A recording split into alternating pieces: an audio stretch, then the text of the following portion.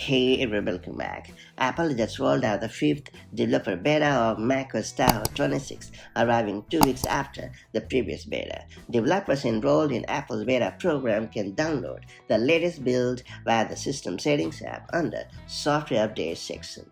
macOS Tahoe 26 continues to refine the system-wide liquid glass design, which brings a sleek, translucent aesthetic to various interface elements across the OS. The design language is consistent with the look and feel of Apple's latest software across all platforms in 2025.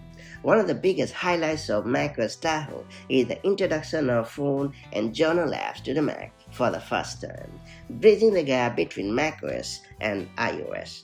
Apple has also debuted a new Games app designed to work seamlessly across platforms, providing a unified hub for gaming content. Another major upgrade is a revamped Spotlight experience. Users can now perform advanced actions such as composing emails or creating calendar events directly within Spotlight without opening additional apps. What's more, Apple has also made enhancements to several key apps including Messages, Safari and Notes, improving both functionality and user experience across the board.